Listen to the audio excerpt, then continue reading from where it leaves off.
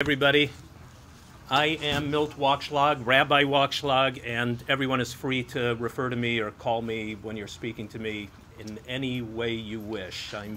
Most of the day I'm Milt, and today I guess I'm Rabbi Wakschlag. I am ordained, but I'm not a practicing rabbi. I want to say a couple of words by way of introduction. First of all, some thank yous are definitely in order. I am thrilled to be part of this, as I know all of you are, to be part of this really groundbreaking effort.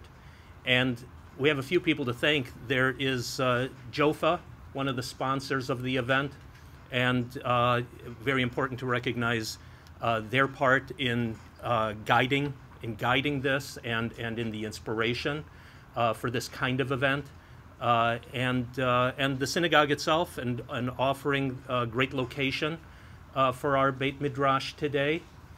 And beyond all else, we have to express our gratitude to the Avrahams, who have been the engine for making this for creating the concept and the execution. Kayla in particular, and David as the man behind the throne. It's very thrilling to be here and to be part of that vision, and I hope we can realize the dream in the best way possible. I also just want to say a word about the dedication this year, and some future ones are dedicated in memory of my mother-in-law, Lila Weinswag. And just a sentence or two about Lila. She was a leader in the conservative community in Chicago. She was among the founders. She and her husband were among the founders of the Schechter Day School system. And she continued throughout her life to be a teacher, substitute teacher there, and had probably literally hundreds of students, hundreds of people who knew her and who she knew well and she knew by name. She happened to be, when we were forming Keshet, which I think you probably are all familiar with, the organization in Chicago for to provide services for children and adults with disabilities. I have to tell you that it was only by the grace of her involvement and the whole network of colleagues and friends of my in-laws, and Lila in particular, that we were able to get our start, a little bit like this Beit Midrash, but we were able to get our start in Keshet at the Sager Solomon Schechter School, at B'nai Amunah for the Sunday school, and that, in fact, is how Keshet programming started about 30 years ago. One more thing. I'd like to say a little bit about Ahuzat Nahala and the importance of it, by way of a bit of a drash, perhaps, to get us started. As Kayla said, Ahuzat Nahala is all about the fairly amazing passage in the Torah, and it appears twice. It's coming up in the next few weeks in the Torah reading of Pinchas, which is about 3 weeks from now, and the Torah reading of Maseh a couple of weeks after that. And it's all about the women who dared to challenge the rule that had been laid down about inheritance and the consequences of that rule as it had been laid down. The consequences would be that the Benot Tzlafchad, the daughter of Mr. Tzlafchad, a bit of a mystery who he was, but Benot Tzlafchad felt and convincingly argued that the share of their family, their father's family in the land of Israel, would be lost if the laws of inheritance as they had been expressed originally were applied exactly as stated, because Tzlafchad himself had died, and he had died without sons. He had only daughters, and the daughters would not have been entitled to take their father's share, and therefore their father's share would simply be lost to posterity.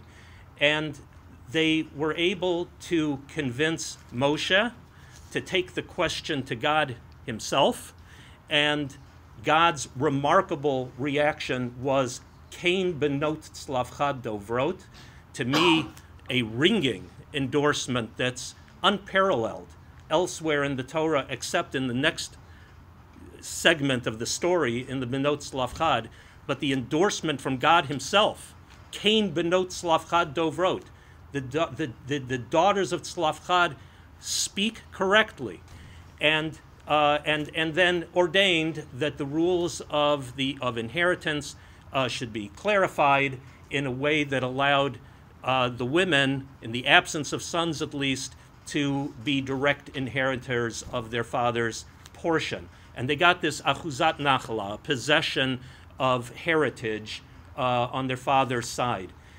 I want to point out that what we're talking about directly here is the share of a parcel in the land of Israel during the first Commonwealth of the Kingdom of Israel. It wasn't a kingdom right in the beginning, but the Jews were about to enter Israel and to begin to inhabit it and to control it. And that Commonwealth, as people probably know, that Commonwealth and period of possession lasted about 1,000 years. And then that was followed by, it was disrupted by the first exile. Hardly an exile by our standards. The exile we're in has lasted a couple of thousand years, but that was a short exile of exactly 70 years into Babylonia and then Persia. After the end of that exile, the Jews came back to Israel, and we had the second Commonwealth that lasted about 500 years. So there were two periods before the current one in which the Jews possessed and controlled the entire land of Israel. And there is an interesting debate in the Talmud that, and we want to get Talmudic, so this will be our segue into Talmudic study. The debate is formulated and decided by Maimonides, the Rambam, in the following way. He says, deciding on the matter of the debate, which I won't get into those details, that the Kedusha Rishona Kidsha L'Sha'ata Velo Kidsha L'Atid Lavo. The first sanctification of Israel during that first 1,000 years, and the first glorious temple in Jerusalem that was full of miracles on a daily basis, that had the power to sanctify Israel during the sojourn of the Jews there, but not afterwards. So that sanctification ended at the exile, as short as it might have been.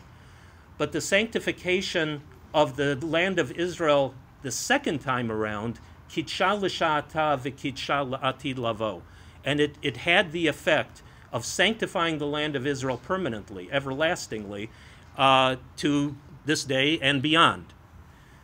Why was that? What's the difference? Even though the first one was more glorious, and the kingdom that existed during the first one was far more glorious than anything that occurred afterwards. The temple certainly was. Why the first one was temporary, the second one was permanent in terms of the sanctification of the land. And the Rambam states that the reason for this is because the first sanctification of the land was done through conquest, through kibush, which was completely miraculous from beginning to end. It was one of the first stories of in our history of the few prevailing against the many, the weak against the mighty. And the fact that they were able to actually capture Israel during that first time, the slaves who had just come out of Egypt 40 years earlier, and mostly they were a new generation. The fact that they were able to conquer Israel was nothing but miraculous. And in any event, it was a military conquest. That, the Rambam says, did not have the effect of creating a permanent change in the land, but only a temporary change as long as the effects of the conquest were in place. That is to say, the Jews were able to remain living there. That was completely disrupted as soon as the Jews were exiled from there, and someone else had a counter-conquest. With the counter-conquest, the effects, the sanctification of the first conquest were nullified. But in the second one, it wasn't about conquest. The second one was about the Jews coming and settling Israel and taking control of it through cultivation, through effort and struggle, and through what's called in halacha chazaka. So that was a kinyan, an acquisition on the basis of chazaka, of personal attachment and struggle with the problems that were before them. It's not that in the first Commonwealth people didn't have struggle and issues. It's that the first Commonwealth was attained not through that method, but it was attained through conquest. The second one was attained precisely through the method of personal application and effort. I'd like to say that our Beit Midrash, Ahuzat Nahala, I hope, it's my vision. I think it's inspired by Kayla and David's vision, will result in a permanent betterment of the community, of people's lives, of the level of Torah study in our community, just through this same method. It's not a method of kibush. We're not conquering anything through some force, but rather trying to create a kinyan, an acquisition based on yegiya, based on chazaka, and taking possession through our effort. This coming week's parsha is Parshat Chukat, and it begins with the word Zot Chukat HaTorah, Adam ki yamut ba'ohel. This is the law, this is the statute of the Torah concerning a corpse that shows up, a corpse that's in a tent. And it goes on and talks about the laws of purity and impurity that have to do with the corpse. But the rabbis have a kind of an out-of-context kind of interpretation of this that's very fundamental to the rabbi's view of the world and the Torah. They say, Zot chukat haTorah Adam ki yamut ba'ohel. Ein haTorah mitkayemet elo b'mi shemeit atzmo alav. The Torah can only be upheld through someone who figuratively kills himself over it. B'mi shemeit atzmo alav. A person has to be completely devoted to it and to give himself over to it, or herself over to it. And that is how the Torah can actually be mitkayemet, that is, to be permanently acquired. So, again, in that spirit, the spirit of the Benot Slavchad, the ringing endorsement of God and the rule of Kedusha Shniyah, Kidsha L'Sha'ata v'Kidsha La'atid Lavo, and Adam ki yamut ba'ohel, all of these ideas of attaining something through struggle and effort, as Kayla was explaining in the very meaning of the word Beit Midrash. There is no better way, including lectures and shiurim, there is no better way to acquire Torah than through this process of studying together and working things through. That's my drash for that. Now, the only thing I want to say at this point is, in that spirit, even when I'm talking, it's not a lecture. I didn't prepare it as a lecture. I don't expect it to be as a lecture. So I hope that people will be speaking up. And when I'm talking, we're still bichavruta, and certainly in the intermediate phase in this program, obviously people will be speaking up. So when the Spirit moves you, speak up, and let's hear from you. Now let's dive into the text, unless there's anything anybody wants to say at this point.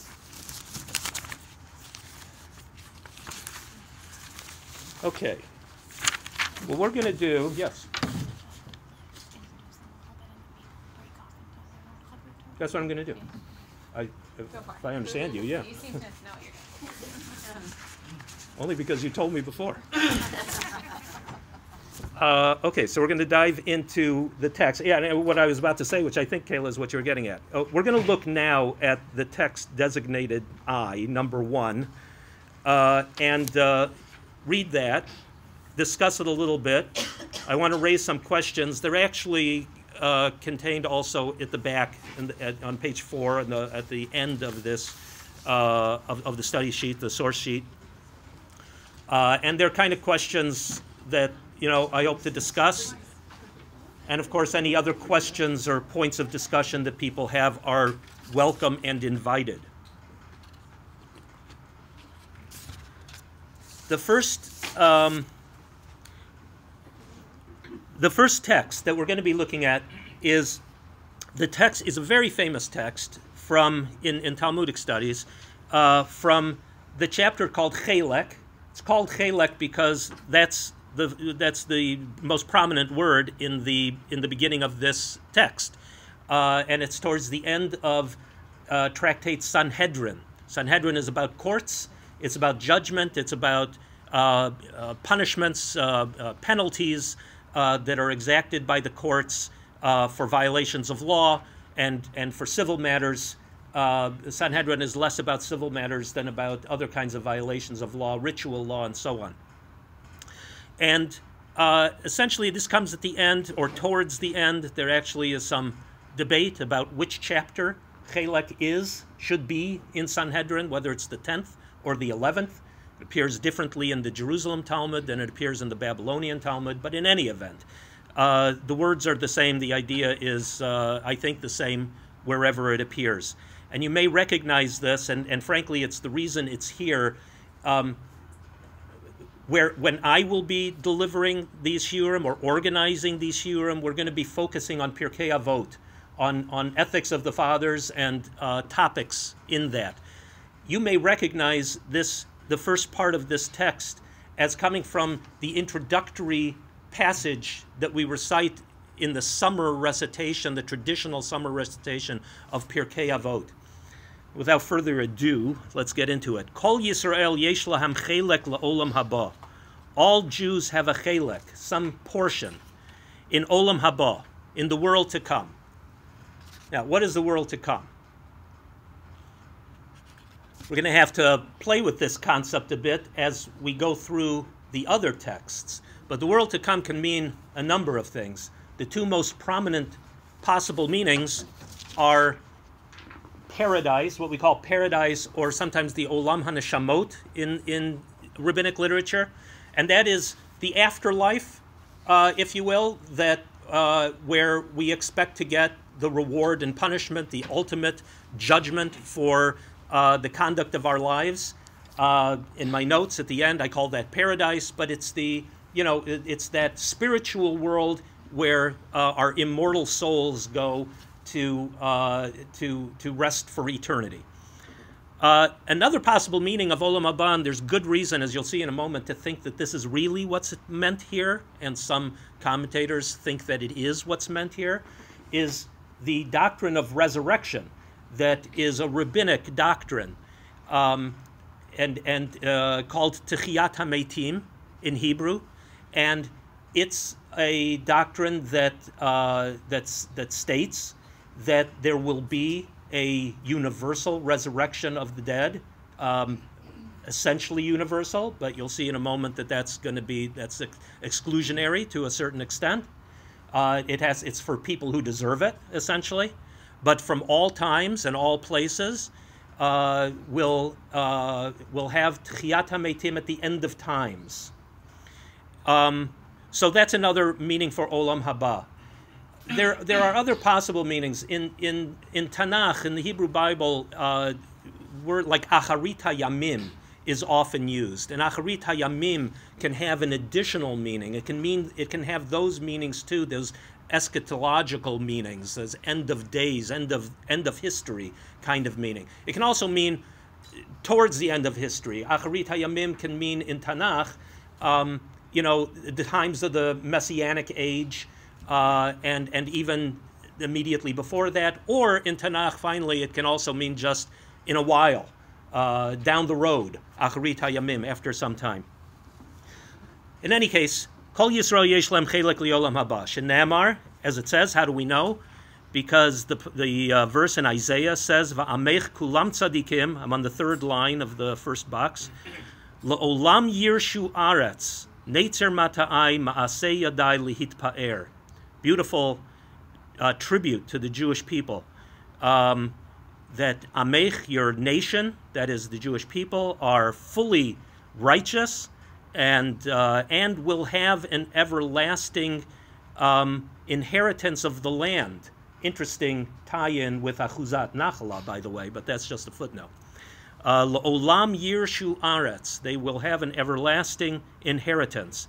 Neitzer mata'ai ma'aseh yadai lihitpa'er, and that is the glorification of God, essentially. So you see a reference here to the Jewish people being intrinsically worthy, according to this Mishnah, intrinsically worthy of everlasting immortal life. Now it goes on immediately to limit what we just read. But the following actually do not have a portion in the world to come. So someone who espouses the point of view that there is no resurrection mentioned in the Torah, not only, they're not even getting merely to the fact someone who denies resurrection of the dead, the principle of the resurrection, but even someone who denies that it's stated in the Torah. The truth is that if you merely read it through an English translation of the entire Torah, you will never see a reference to resurrection of the dead. It appears nowhere in that text. However, there are multiple hints and clues that suggest the existence of a resurrection of the dead. And what this Mishnah is telling us is that part of accepting the doctrine of the resurrection, the ultimate resurrection of the dead, is accepting the fact that it's embedded in the Tanakh text. So someone who denies that Techiyat HaMetim will happen or that it is mentioned in the Torah, that's one category. A second category of people who are not in the first rule, not in the general rule, is someone who says Ve'ein Torah min hashamayim, someone who believes that the Torah is not divinely given. Va'apikoros. Apikoros, probably a word that most people have heard, typically translated as a heretic. How do they translate? Oh, an Epicurus. The word probably comes from Epicurean, which was kind of paganistic and heathen and nihilistic, maybe most of all, more so than the rest of its features. But it was nihilistic, and it was valueless, and so all kinds of heresies are encapsulated in this concept of apikoros, because of the conception that being Epicurean was valueless. Rabbi, yes. They seem to be speaking about speech, not belief. They're not saying he who does not believe in Olam Haba. Because it says Ha'omer. He who says there is right. no Olam Haba. Yeah. Is that significant? Probably. Yeah. What do you think? Yeah, I mean, if they say it, they mean it. But, you'd have to temper that, though, with the realization that many times Ha'omer does mean, certainly it can mean someone who says it, but it often means someone who thinks it. So that meaning is not ruled out. But the fact that they say it in this way, and it's someone who actually not necessarily believes it, but who actually goes out and preaches it, may be significant. That's true.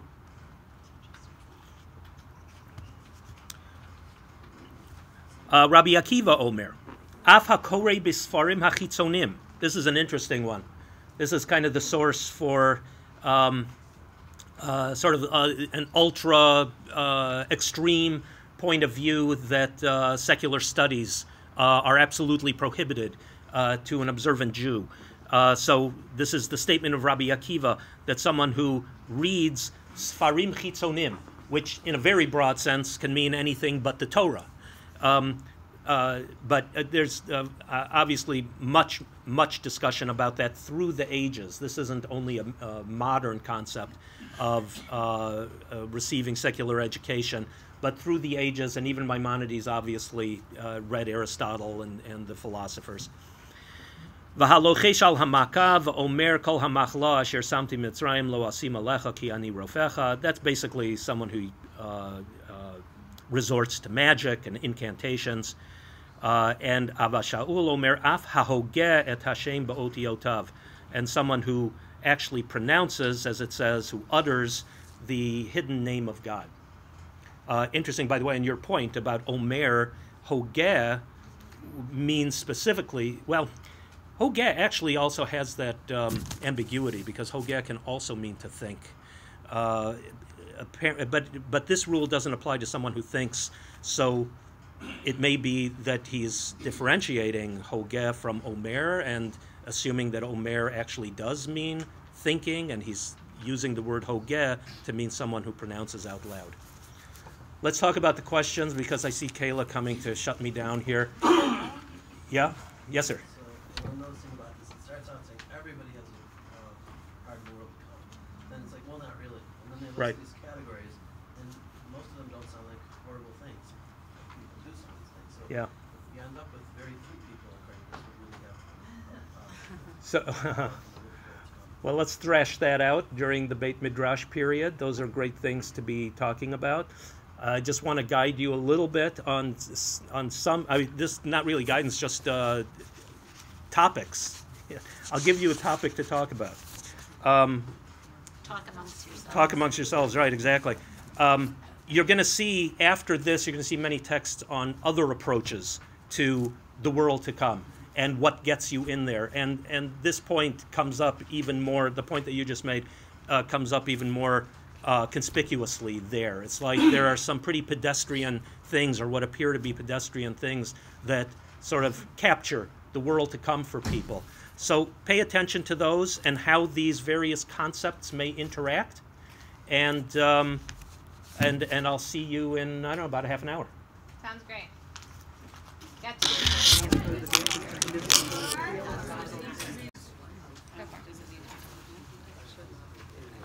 Wow, all I can say is I learned more in the last half hour from everybody and the questions and reviewing the issues than I think I've ever done in a half an hour. I'm not sure what the best way to proceed here is. We could talk about some of the questions. I know there were ambiguities in this text that we talked about.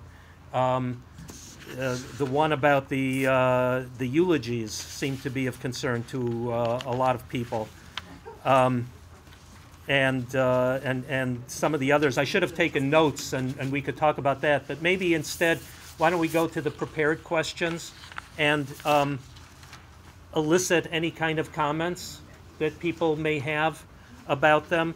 So. Yeah, you don't even have to be looking at that. I'd like to know what people think about sort of the interaction of these concepts.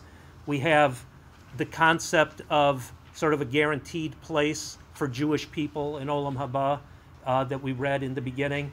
We have the concept of a kind of an examination or questionnaire for people, and we have the concepts of Ben Olam Haba. And by the way, I should mention one thing. There's been a lot of conversation too, and the notes point to this, about the inclusive nature of the Ben Olam Haba, it seems, and places where it seems like it has a universal tone. It doesn't, unlike the very first Mishnah that we did, that's the only one that actually says Yisrael. It limits it to Jews, and the other ones don't seem to limit it to Jews. So, for example, even in the test question, not sure if this is clear from the text, but in the second paragraph of if you look at page 1, the box on the bottom of the page, And in the, I guess, the third paragraph there, Rabbah said, when man is led in for judgment. Well, the word on the Hebrew side is b'sha'ah shemachnisin Adam lidin. That when Adam is always a distinct concept from Yisrael. Yisrael is a subgroup within Adam. Adam means universal humanity. So it's interesting that this passage speaks in terms of Adam, although that too, like our conversation before about using the word Omer and looking for some internal evidence of what's actually meant by that word. Here too, if you look for internal evidence, it does seem like the reference is to Jewish people. Among other things, it says Kavata itim l'Torah. Did you spend time learning Torah? And we don't expect non-Jews to be studying Torah. Yes. That's kind of what I was going to say. Yeah. Some of these things in the class why not in the 7 Noah laws. Possibly. Maybe it would refer to that for Gentiles, the Shiva Mitzvot B'nai Noach. Still, I would say Kiviyut itim l'Torah, to actually Torah learning for its own sake and to set times for Torah learning is not one of the Shiva Mitzvot B'nai Noach. It wouldn't be expected of them. So it's a stretch to think that that's what it refers to, but maybe something like that. No, that's not my point. My point is, how could it be talking about non-Jews if it's talking about these things that Jews are committed to? Well, right, exactly, and that is. So we're saying a similar point, right?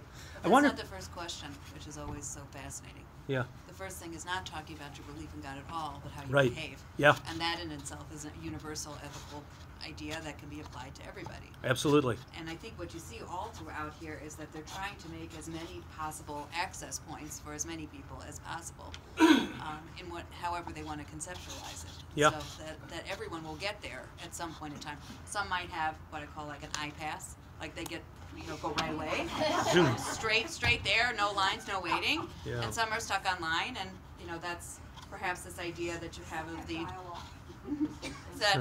the people who are someone who people who are passionately saying a eulogy for you. Maybe you had an effect upon them that then they might learn. No one mentioned this, but well, we do it now. We learn for people so that we will be able to rise their neshama up. Yeah. Get them to go. Oh, to right. Kind of help them along. Ilui neshama. Ilui neshama, to move them along, because they might be stuck on the worst toll line ever, but they will get there eventually. Well, that was Yeah. something we That's a were. great thought, like purgatory. No, it's not Yeah. purgatory. It's not purgatory, because you're on a line that you will get there. Not that you're going to be stuck on line forever. Okay, so. That's what we were talking about, just this question of whether these is a checklist or whether this is a menu of options, because the level of the criterion is so starkly different. Like Yeah. saying ashrei 3 times a day versus living a life of purity. And, Right, Right. right. So how Well, does right. one make sense of that? Well, that like access points for some people saying ashrei 3 times a day. That's okay. I'm good. It's a level. And maybe it suggests something beyond merely saying Ashrei. Maybe it's embedding the idea of Ashrei. Frankly, I have a thesis about all of Say this, which after our conversation here, I'd like to maybe get into a little bit. It would answer your question. Why don't you tell us now? I don't know if I want to start with the thesis. I'd like to elicit people's comments. We talked a little bit about how if you looked and generalized what all these things were saying, where they're all different philosophies of what it would be to lead an ethical, good life. Yeah. And that for someone it means learning absolutely these particulars, and for someone else it means connecting with God through tefillah. Yeah. And that it really is a discussion of what does it mean to be a good person, and perhaps more specifically a good Jew. And that kind of comes back to the other point that was made about the universalism of this. And I guess you were saying, Marianne, that the maybe some of the questions even are intended to include non-Jews, like nasata v'natata be'emunah, were you honest in your business dealings? And okay, the rest that don't apply to you, don't apply to you. After all, now that I think about it, kiviyut itim l'Torah is not something that's expected of women. Forget about non-Jews. But certainly the rabbinic view of it is that while Torah study is a great thing for everyone, but men are commanded to be kovea itim l'Torah. Now, certainly this text in the Gemara is not meant to exclude women. And so when it says kavata itim l'Torah, that wouldn't be a question that would be addressed to women, or to others, children, let's say, and many children would also have some access to the world to come, and others who might be exempt from one or more of the rules. So it seems that's an interesting point, that this is kind of a menu, and it applies variously to different kinds of people. There's all these things where it says, if you do this, you'll be in the world to come. Yeah. Different things give you a portion. But obviously, if any of those will put you in the world to come, you don't need to do them all. So there must be like a difference in people who do more things, have a better world to come. Yeah, so maybe that's the difference between having a chelek and being everything else on the source sheet.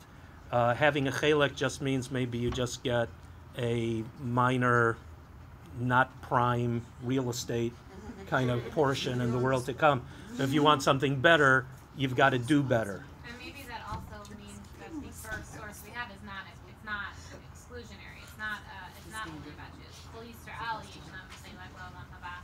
But that's okay. So Israelites have this chelek, they have this portion, but everyone has the accessibility to Olam Haba through these different means. Right. So even though, it's problematic in and of itself, but even though Jews may have this designated chelek or this designated portion, it might be a bad portion, and they still might have to use these other avenues that everyone else has access to in order to improve them. Right.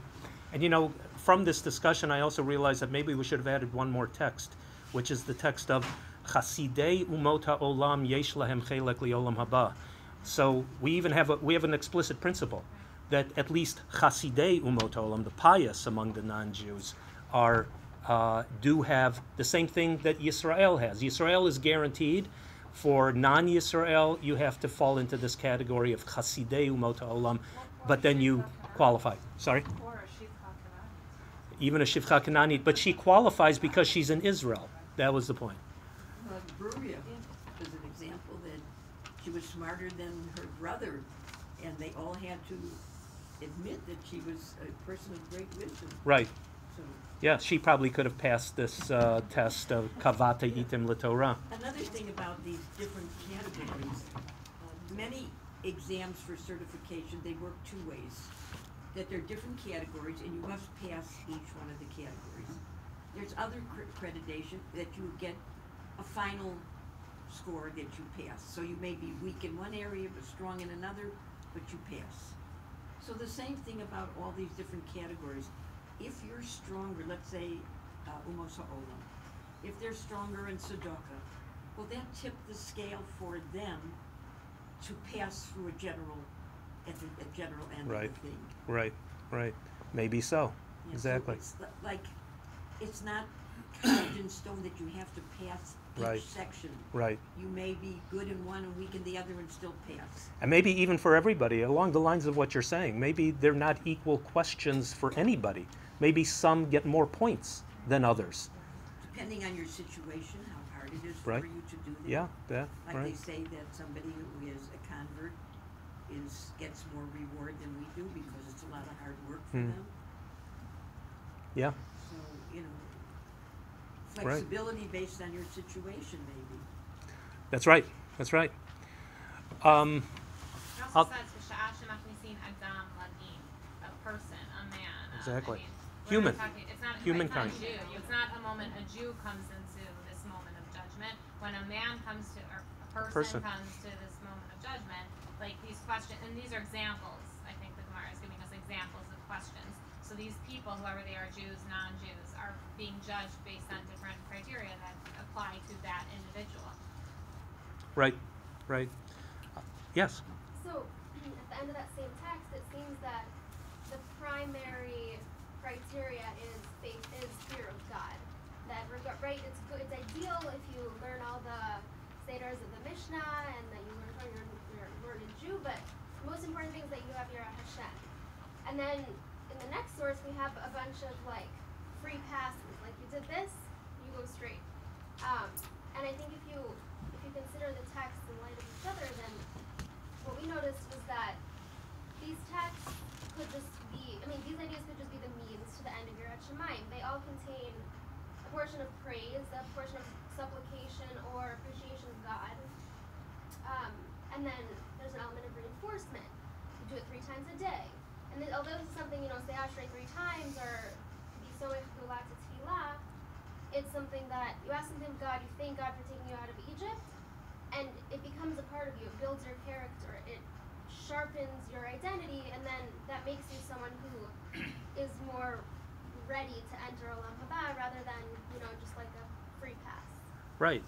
I think that's actually a good segue into my thesis, so I'll mention that. So, and I think that's exactly right. I think basically one way of looking at this, at the whole thing, is, Kol Yisrael Yesh Lem Chelik L'Olam Haba, that's kind of a minimalist kind of thing. And you get that naturally and unconditionally, mostly, unless, you betray your identity as a Jew.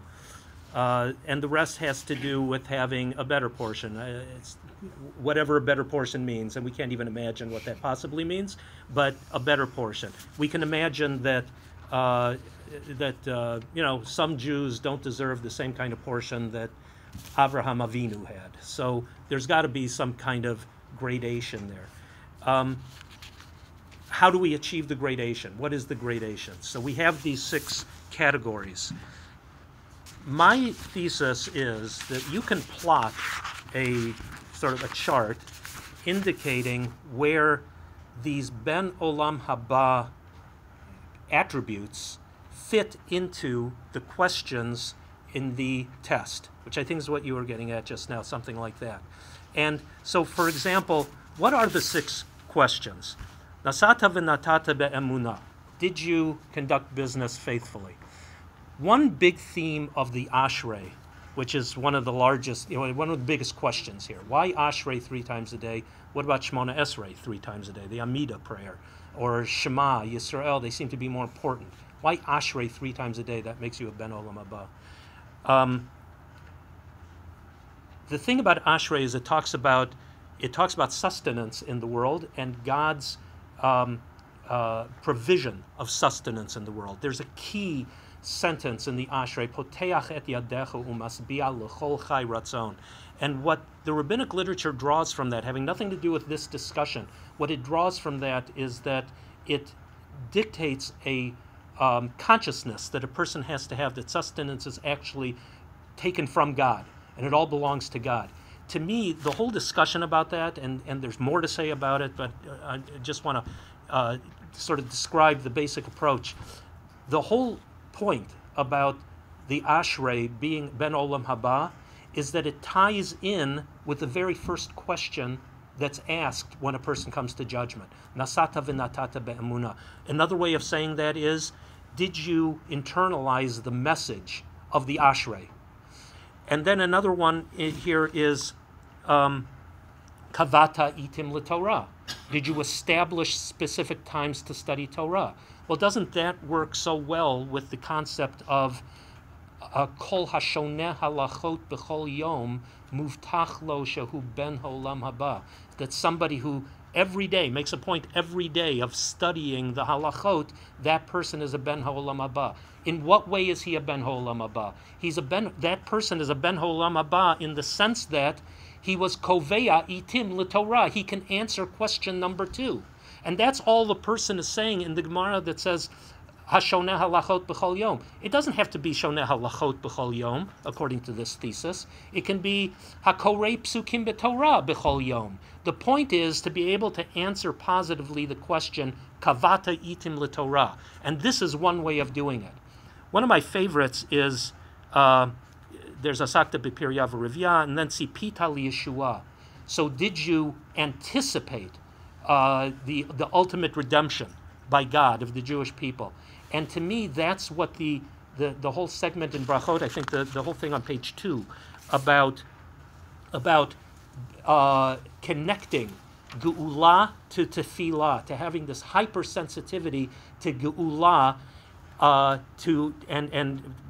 which is indicated by connecting it without interruption to tefillah. That's about anticipating the redemption, anticipating geula. This is one way to indicate for a person to train himself to internalize the importance of anticipating geula. And in fact, the little nuance that we have in this Gemara and Brachot to me is beautiful, because it's about saying a geula to tefillah in Maariv, in the nighttime prayer. And it doesn't mention the daytime prayer. According to Rashi, the daytime prayer is taken for granted. Of course, if it's a nighttime, it's a daytime. But to me, there's a more subtle message here, because of the second Gemara on page 2, the one on the bottom of the page, that in fact, there's a contradiction in the Torah. Were the Jews redeemed in the morning or in the evening before? And the way that the Talmud resolves it is that they were actually freed from servitude in the evening, but they didn't actually exit Egypt until the morning.